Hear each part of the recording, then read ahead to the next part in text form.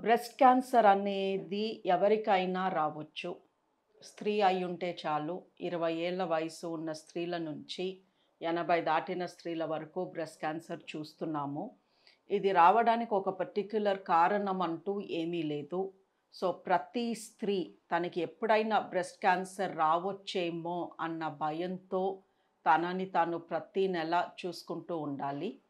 దీంతో పాటు లావుగా ఉన్న వారిలో బ్రెస్ట్ క్యాన్సర్ ఎక్కువగా చూస్తున్నాము. పిల్లలు పుట్టని వాళ్ళలో పిల్లలు పుట్టినా వాళ్ళకి బ్రెస్ట్ ఫీడ్ చెయ్యని లేడీస్‌లో బ్రెస్ట్ క్యాన్సర్ ఎక్కువ చూస్తున్నాము. దీంతో పాటు ఎవరికైనా వాళ్ళ ఇంట్లో వాళ్ళ అమ్మకి కానీ, అక్క, చెల్లెళ్ళు లేదా కూతురికి కానీ బ్రెస్ట్ క్యాన్సర్ ఉన్నా, ఓవరీ క్యాన్సర్ అంటే అండాశయ క్యాన్సర్ ఉన్నా వీళ్ళకి బ్రెస్ట్ క్యాన్సర్ వచ్చే ఛాన్స్ ఎక్కువ. అలాగే అమ్మ వైపు కానీ, నాన్న వైపు కానీ ఇద్దరికీ మన రక్త సంబంధీకులు ఇద్దరికీ క్యాన్సర్ ఉంటే అలాంటి ఫ్యామిలీస్‌లో బ్రెస్ట్ క్యాన్సర్ రిస్క్ కొంచెం ఎక్కువ. బట్ అలాగని బేబీస్ పుట్టారు, పుట్టిన వాళ్ళందరికీ 1, 2 ఇయర్స్ బ్రెస్ట్ ఫీడ్ చేశాము. ఇంట్లో ఎవరికీ క్యాన్సర్ లేదు కాబట్టి మాకు రాదు అని అనుకోవద్దు. లావుగా లేని వాళ్ళు లావుగా ఉంటేనే కదా బ్రెస్ట్ క్యాన్సర్ వస్తుంది. మాకు రాదు, మేము సన్నంగా ఉన్నాము అని కూడా అనుకోవద్దు.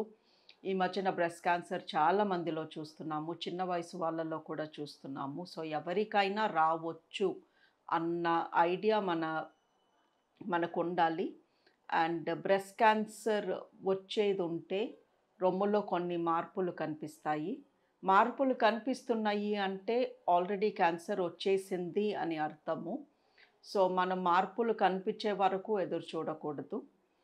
40, 45 మధ్యలో వయసున్న వాళ్ళు ప్రతి 2 ఏళ్లకొకసారి మామోగ్రామ్ అనే టెస్ట్ చేపించుకోమంటాము. ఈ మామోగ్రామ్ అనే పరీక్ష రొమ్ము పైన చేస్తాము. రొమ్ముకి స్కాన్ చేసి లో డోస్ ఎక్స్‌రే పెట్టి ఆ రొమ్ములో ఏదన్నా క్యాన్సర్ ఉందా? దాని మూలంగా ఇంకా సింప్టమ్స్ లేకపోయినా మనకి స్కాన్‌లో ఈ చిన్న క్యాన్సర్స్ ఫస్ట్ స్టేజ్ క్యాన్సర్స్ దొరుకుతాయి. సో, ఒక వయసొచ్చాక మామోగ్రామ్ చేపించుకోమంటాము. Every 2 years from 40-45. అలాగని 40 లోపు వాళ్ళకి బ్రెస్ట్ క్యాన్సర్ రాదు అని ఎక్కడా లేదు. బట్ ఈ మామోగ్రామ్ అనే పరీక్షలో ఎక్స్‌రేస్ పడతాయి కాబట్టి చిన్న వయసు ఉన్న వాళ్ళకి అనవసరంగా ఎందుకు వాళ్ళ బాడీలో ఎక్స్‌రేస్ పంపించాలి అని మామోగ్రామ్ రికమెండ్ చెయ్యము. బట్ ప్రతి స్త్రీ 20 సంవత్సరాలు దాటిన ప్రతి స్త్రీ పెళ్ళైనా అవ్వకపోయినా, పిల్లలున్నా లేకపోయినా ప్రతి నెల కనీసము 2, 3 నిమిషాలు పక్కన కేటాయించి రొమ్ము పరీక్ష, సెల్ఫ్ బ్రెస్ట్ ఎగ్జామినేషన్ అనే పరీక్ష చేసుకోమంటున్నాము. ఈ పరీక్ష నిల్చుని స్నానం చేస్తున్నప్పుడు చేసుకోవచ్చు, లేదా బెడ్ పైన నడుం కింద దిండు పెట్టుకుని చేసుకోవచ్చు. యూట్యూబ్‌లో చాలా వీడియోస్ ఉన్నాయి ఈ పరీక్ష ఎలా చేసుకోవాలి అని చూపించటానికి. అలాగే పీరియడ్ అయిపోయిన ఆఖరి రోజున ఈ పరీక్ష చేపించుకోమంటున్నాము. ప్రెగ్నెన్సీతో ఉన్న వాళ్ళు కూడా ఈ పరీక్ష చేసుకుంటూ ఉండాలి. ఎందుకంటే ఒక్కొక్కసారి ప్రెగ్నెన్సీలో ఉన్న లేడీస్‌లో కూడా మేము బ్రెస్ట్ క్యాన్సర్ చూస్తున్నాము. సో, ఈ సెల్ఫ్ బ్రెస్ట్ ఎగ్జామినేషన్ ఎవరికి వారు వాళ్ళ రొమ్ముని పరీక్షించుకోవడం అనేది వెరీ ఇంపార్టెంట్. ఈ పరీక్ష చేస్తున్నప్పుడు రొమ్ములో ఏదన్నా గట్టిగా గడ్డలాగా తగులుతుందా? తగులుతుంటే అది కదులుతుందా అటు ఇటు లేదా ఒకే చోట అతుక్కుపోయినట్టు ఉందా? అందులో నొప్పి ఉందా లేదా? ఆ రొమ్ము పైన చర్మం ఏమన్నా గట్టిపడిందా?